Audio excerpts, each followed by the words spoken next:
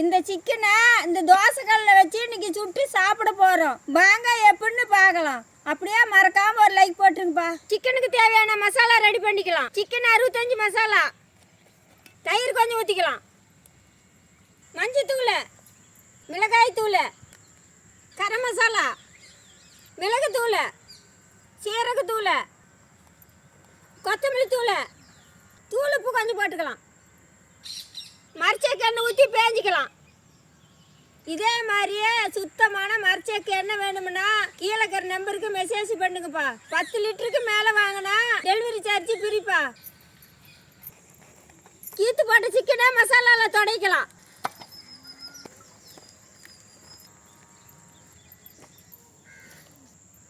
சிக்கனே ஒரு அரை மணி நேரம் ஊறட்டும்.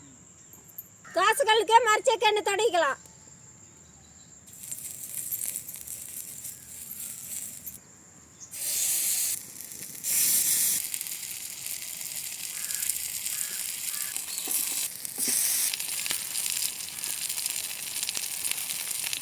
அனல் கம்மியாக வச்சு சிக்கனை நல்லா வேக வச்சுக்கலாம்.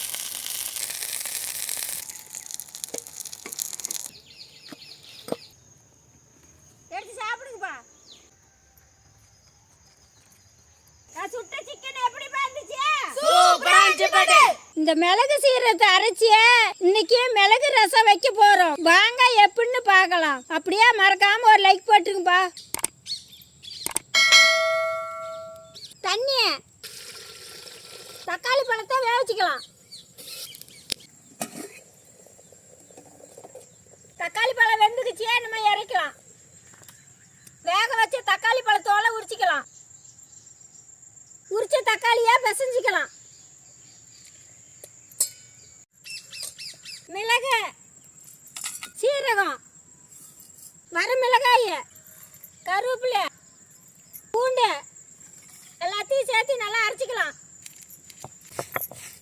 லைட்டா தண்ணி கொஞ்சம் தெளிச்சு அரைச்சிக்கலாம்.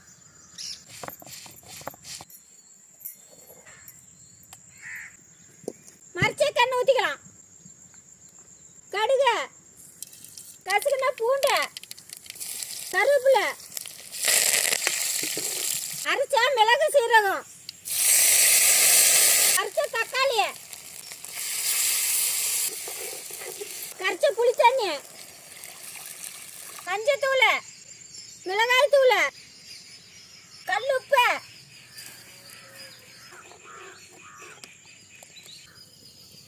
மிளகு ரசம் ரெடி ஆயிடுச்சு. நம்ம கொத்தமல்லி தழை போட்டு இறக்கலாம்.